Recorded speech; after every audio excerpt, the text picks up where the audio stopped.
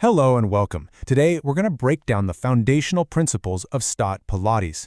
Now, I don't want you to think of these as a bunch of strict rules. Instead, see them as a kind of blueprint, a guide for creating really smart, mindful movement, not just in a workout, but in everything you do. And this quote? It really gets to the core of the whole idea.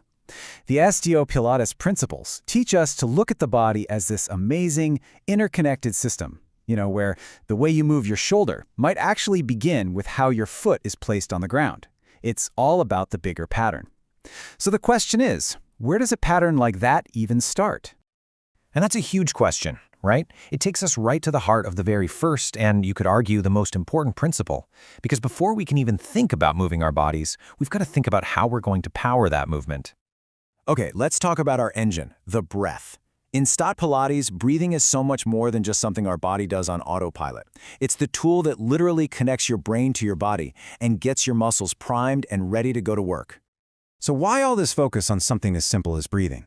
Well, it does three really crucial things. First, it's a way to focus your mind. It builds that mind-body connection. Second, it actually trains you to use the full three-dimensional capacity of your lungs, which most of us don't do. And third, it's how you get oxygen to those deep, stabilizing muscles so they can do their job properly. So let's see how this stacks up against other ways we breathe. You've got your standard nasal breathing, which is great for filtering the air. Then there's mouth breathing, which, can often lead to a lot of tension in the neck and shoulders. The STOTT Pilates method kind of takes the best of both worlds. You breathe in through the nose, which helps the diaphragm fully descend, and then you breathe out through pursed lips. That specific exhale is what helps you really feel and connect to your deep core muscles. And to really get that feeling of a three-dimensional breath, picture this. The top part of your chest moves up and down like a pump handle. The sides of your rib cage expand out, just like the handle on a bucket. And those bottom two ribs? They open outward like a pair of calipers. This just ensures you're feeling every single part of your lungs, front, sides, and even into your back.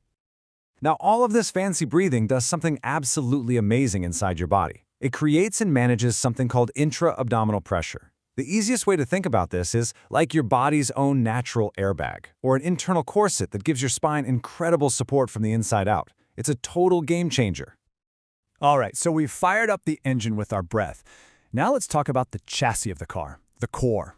Because before you can move your arms and legs with any kind of power or control, you need a rock-solid foundation. And that foundation begins with your pelvis and your rib cage. First up, pelvic placement. This is all about creating a stable home base for your pelvis and your lower back. Honestly, without this, any movement you make, whether you're lifting a grocery bag or reaching for something, is gonna lack support. It's like building a house on shaky ground. Now, we generally talk about two main positions here. Neutral is the ultimate goal. That's when your spine has its natural, slight curve, and it's where your deepest core muscles can work their best. Imprint is a modification, where you slightly tuck your pelvis. It's not wrong, it's just a tool to give you extra support when you feel you can't hold that neutral position. The idea is always to build the strength to be able to maintain neutral. I know this can sound a little abstract, so how do you actually find these positions in your own body? Let's do a really simple little exploration. So if you were lying on your back with your knees bent, you can just gently rock your pelvis. On your inhale, you'd create a little more space under your low back, and as you exhale, you gently bring your low back closer to the floor. That's your imprint. Your neutral spine is that perfect sweet spot right in the middle, where you feel stable but not tense. The next piece of our core puzzle is the rib cage. The big goal here is alignment. You want to think about stacking your ribs right on top of your pelvis. When you do that, something amazing happens. Your breathing diaphragm up top and your pelvic diaphragm, your pelvic floor down below, become parallel. That alignment is the absolute key to making that intra-abdominal pressure system work efficiently. So, once that central canister, your pelvis and ribs, is stable and secure, we've basically earned the right to move our limbs. We can move them freely, powerfully, and safely. This is where stability actually creates mobility. Starting with the upper body, let's talk about the shoulder blades, or scapulae. Here's a wild fact. Your shoulder blades have no direct bony connection to your spine. None. They are held in place entirely by muscles. So the goal is to have them resting flat, gliding smoothly across the ribs when you move your arms, instead of, winging out or causing tension up into your neck. And these shoulder blades can move a ton. They can slide forward and back. They can go up and down. They can even rotate. Just think about reaching up for something on the top shelf. That's upward rotation of the scapula. The whole principle is about learning to control all that movement so your arms are moving from a really strong, stable platform, not a wobbly one. Okay, let's shift down to the lower body. This is all about what we call the kinetic chain, which is just a fancy way of saying everything's connected. What your foot is doing has a direct impact on your knee, which then talks to your hip, and so on. You can't separate them. And we see this alignment in action in 3 super basic foundational patterns. You've got the hinge, think picking something up off the floor.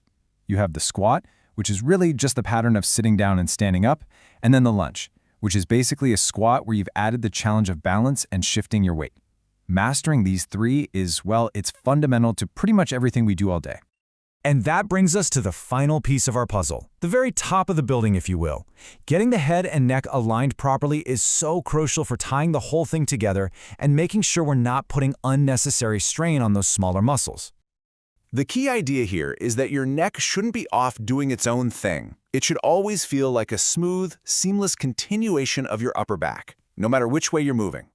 The goal is to balance the weight of your head, which is pretty heavy, effortlessly on top of your spine. And this is where the work gets really subtle and interesting. For a move like an ab curl, most of us have an instinct to just jam our chin to our chest. Instead, the movement should start with a tiny, gentle nod. Just a little lengthening at the very back of the neck. That tiny little action is what turns on the deep supportive muscles first, protecting your neck from strain. Okay, we've talked breath, core, how we move our limbs, even where our head is. So what's the big picture here? How does weaving all of these things together actually change the way you move through the world? It all boils down to one simple but incredibly powerful word: awareness. These principles aren't just a checklist of things to do during a workout. They are a system for developing a deep, internal understanding of how your body was actually designed to move in the first place. And that awareness, that's the real prize. It's what creates a body that moves with way more efficiency, with more safety, and with more strength in everything you do. So the next time you bend down to tie your shoe or reach for that coffee mug on the top shelf, the question really is, are you just moving, or are you moving with your blueprint?